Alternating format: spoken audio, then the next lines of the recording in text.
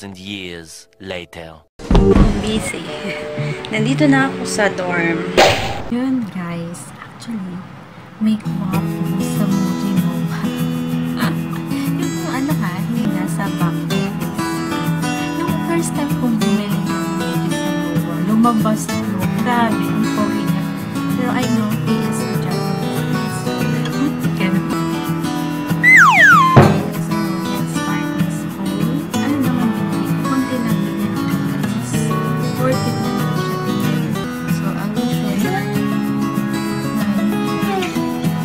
my purchases.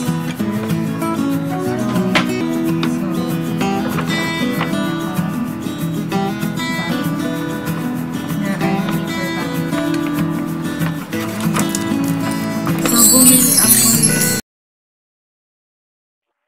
Yun guys, first things first, I bought Muji divider for my notebook binder. So as you can see, marami akong notebook binder. So I need a divider for my binder. So napakaganda ng divider sa Muji.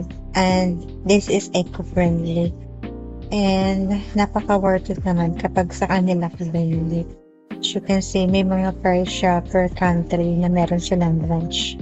So, yeah, I love this. And this is actually 4 pieces already. The next that I bought in Muji is, what do you call this?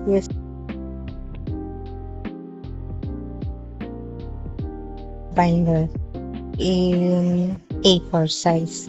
So, I love this kasi mahilig ako sa mga refiller. So, binabind ko na lang siya. I love bigger notes, guys. Para pagbukas ko, nandun na lahat yung aking inaaral. Ayoko nung maliliit na notebook, tapos napakadami na aralin. Ganun ba? Eh, kung malalaking paper yon, nandun na lahat. Makikita ko mga 10 pages lang. Madali kong aralin kaysa sa maliliit na notebook. So, I bought a binder in Muji. The next that I bought in Muji is, let me see, a binder as well. A second binder. Dalawang binder yung binili ko sa Muji pala. Yeah, I bought 2 binder in Muji in A4 size. Isa medyo makapal, isa medyo maliit. So, I love it so much. So, na talaga ako, invest ako sa mga binder kasi reviewer ako, ayoko na maliliit ang notebook ko. So, masyado akong sa mga notebook ko. The next that I bought is ring binder. So, ito yung nilalagay ko mga refiller dito. Nag-invest na talaga ako sa Muji na gamit para refill ko lang ng refill, hindi na aksaya yung notebook. Kasi sa bibili akong maninipis na maliliit, napakaliliit, hindi ko ma-feel yung aking inaaral sa maliliit na notebook. Gusto ko malalaki. So, as you can see, I bought 2 of them. Actually, isang plastic at isang the inboard black holder. So, I love it so much. It helps me a lot kasi talaga pa ako gusto ko nakikita lahat yung inaaral ko. Ayoko nang maliliit na mahirapan ako magdala napakadaming notebook. Gusto ko isang dalahan ng notebook ko na doon na lahat. So, yeah. I bought 2 of them. Tig to 2 each. The next that I bought is an organizer, guys. I bought yung mga ballpen para di nangangalat siya. Kasi ayoko kasi nangangalat yung mga gamit ko. Alam mo naman, medyo di naman ako clumsy. Kumbaga pag masikip yung kwarto, pag nangangalat, hindi ako makapag-concentrate. Gusto ko maayos yung gamit ko. So, pag minsan naguguluhan ako dito, example, pagod ako, nakukulog talaga yung mga gamit ko. Kaya, I need big spaces talaga. Kaya, sabi ko, pag ako nagtrabaho, bumili ako ng sarili ko, gusto ko malaking space ko kasi I want my place to be organized. So, dito sa Muji, maraming organizer. So, nag-invest na din ako sa mga organizer, nag-invest din ako sa mga ballpen. In which sa Muji, yung mga ballpen, nire-refillan mo lang din, guys. Napaka-worth it nito. So, bibili ka ng refill worth of, I think 45 pesos, 65 pesos picture free. Then I forgot, pero pwede ka rin bumili sa online shop sa Blue app and Orange app ng refiller. I bought also a retractable highlighter kasi mas maganda yung retractable highlighter nila. So I bought 1 pieces of this, pero meron pa ako nabot na iba nito sa previous Muji haul ko.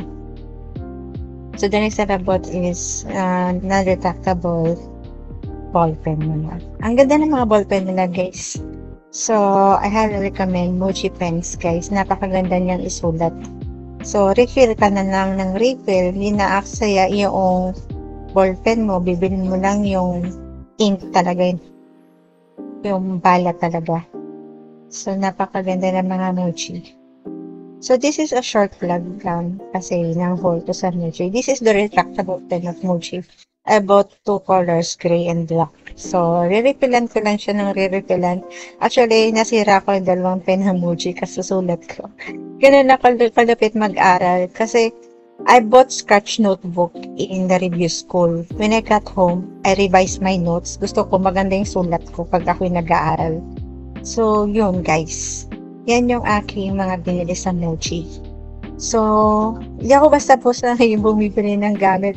Gusto ko pang matagalan na I choose to be practical na din kahit mahal.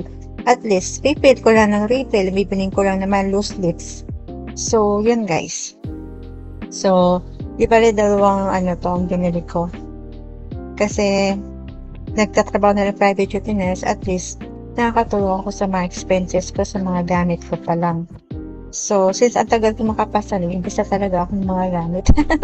So, the next I bought in Muji is yung aking gagamitin sa board exam na envelope. So, lagayin ko na yung calculator and all. Yun.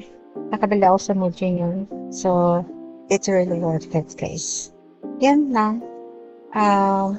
Baka hanggang dito na lang yung vlog ko kasi yung aking vlog na to, naputol to guys. Kasi parang nag-cover it and then pinot ko lang. Then, nire-upload ko na lang today.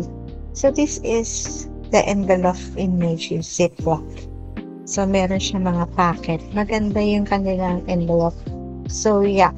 Hanggang dito na lang ang vlog ko.